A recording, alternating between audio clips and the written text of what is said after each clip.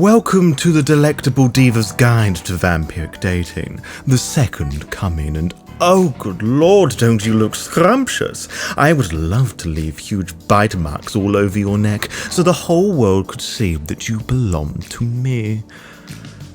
But alas, you are at Malcolm's beck and call, bound to him on a tight leash, metaphorically unfortunately, but maybe in good time I can have you grovelling at my knees, begging for just a little taste of your daddy Diva. That said, you have come back here definitely of your own request, to learn more about dating the bloodlines of Cain, which makes me so very happy, cub. I just loved spending time with you, and I know that you do too. I have been a big, bad boy for you. Last time it was you causing trouble, now it is my turn to be draped over master's knee and have my tight ass spanked stupid till it feels that hot cold sting that only the naughtiest of sluts receive. Malcolm told me I forgot to talk about one of the clans and I feel so foolish. I don't know what happened. I guess I really just was lost in your eyes. I am deeply sorry, and I hope you can find it in your barely beating heart to forgive me. If not, that's okay. I can live with that.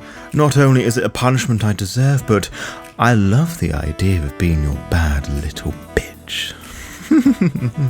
The clan I'm obviously talking about are the Tremere. Hard to believe they actually get laid, but they have quite the flirtatious past, so it is a miracle really, I just forgot about them.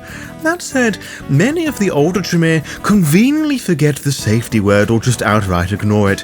Be scared of the ones that are most honest with you. The Tremere quickly become the Tremone because this is all that you and them will be doing when you become a romantic interest to one of the warlocks. A secretive bunch that will info-dump all their nerdy interests at you, whether you like it or not. If that is your thing, by all means, pin back your ears and take it all in.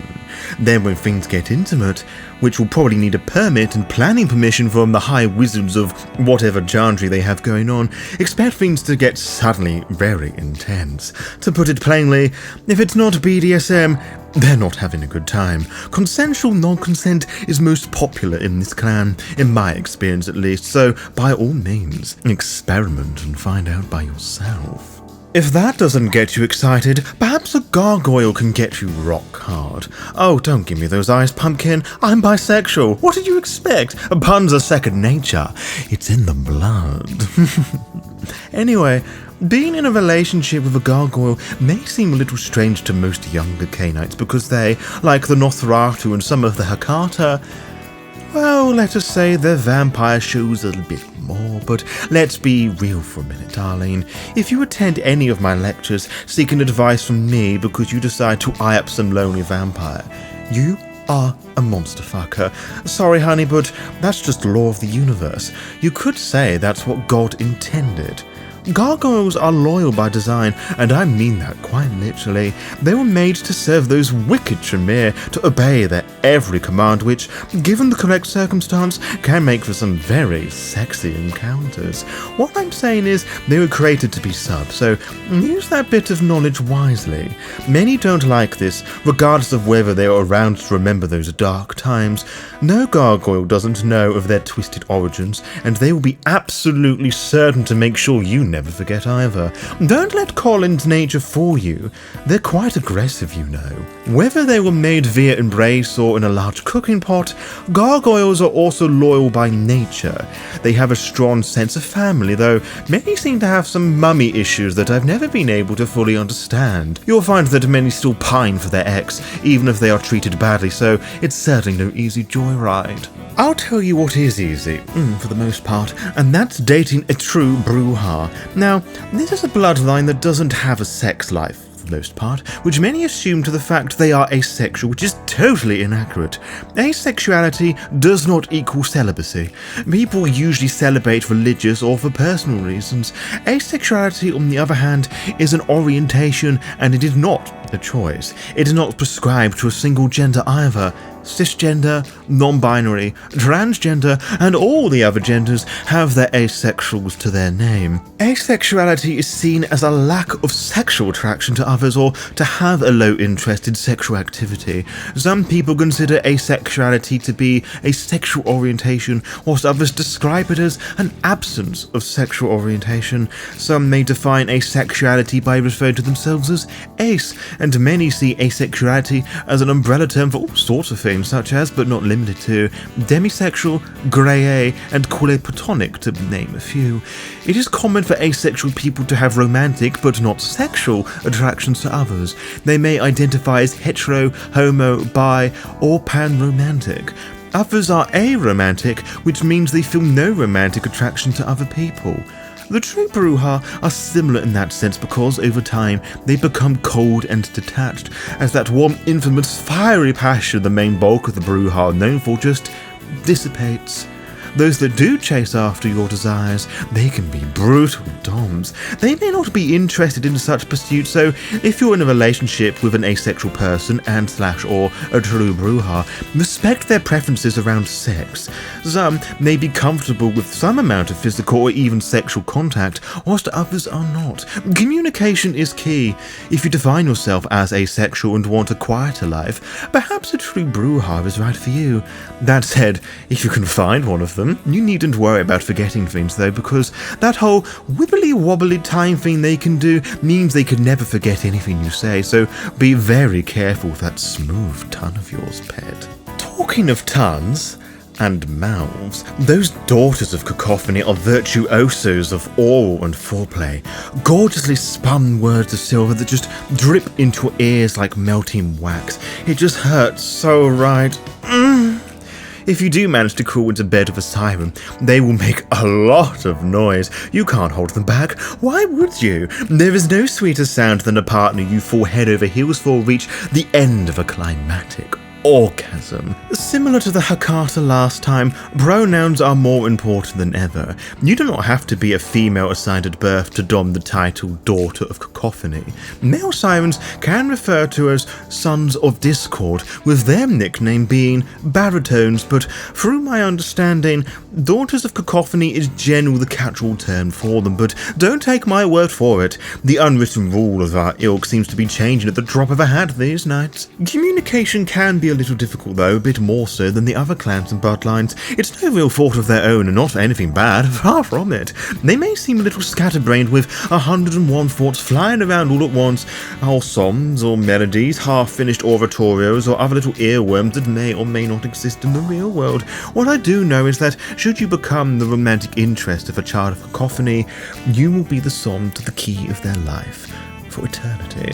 Whilst I am very knowledgeable on the Daughters of Cacophony due to my current romantic pursuits, the weird bloodline of the La Sombra, the Kierseed, is totally alien to me, as they are to so many others. Lanky, blue, black-eyed, fairy vampires sound like a wild ride you would never forget, especially when you consider they have the same naughty talents of their mummy and daddy clan. Those tight, cold arms of Ahriman that restrict all movements and leave burn marks that take weeks to heal.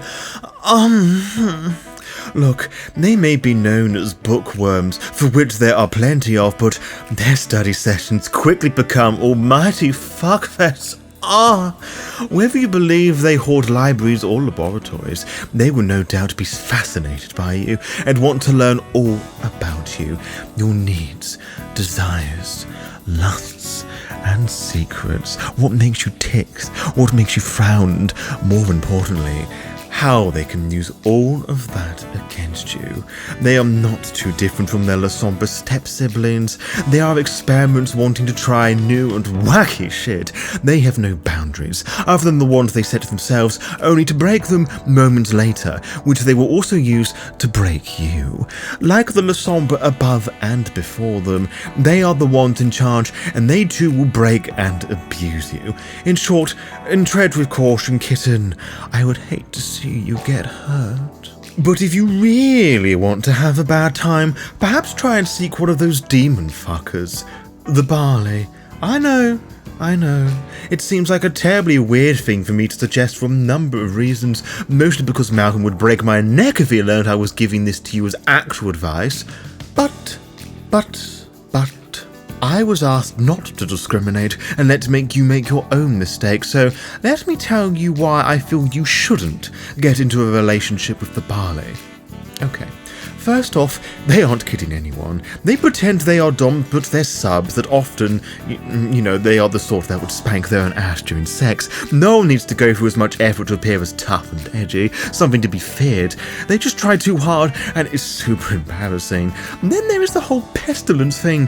Wherever they go, death and plague just follow them, and it is honestly a bit of a turn-off when you're trying to plough someone into the underworld, and there are a small swarm of flies lingering about. No amount of presence can truly distract you from that, but hey, if you have no standards and just want a rough fuck and manage to find a K-Knight that will openly confess to being a Barley, be my guest, but do not come crying to me when they summon some demon to shit in your mouth. And those are the other bloodlines for you, precious, ready for Kitten to lap up the palm of Daddy's hands. I know I missed a few, but I don't think that you... Oh, you do want to learn more. Oh, hasn't Malcolm trained you well? Now, if only I could have you grovel for me too, that would just make my night. Another time, perhaps, when Daddy isn't pressed for time. I mean, I do have some experience with some of the smaller ones for you.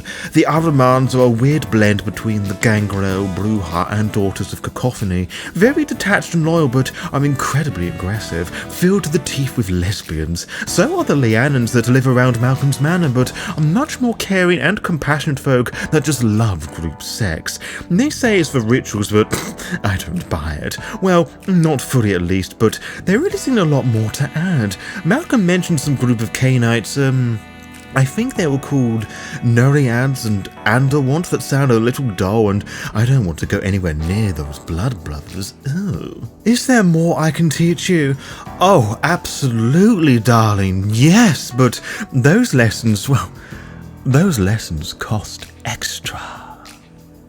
But alas, we have run out of time, and I don't think you're ready for that anyway.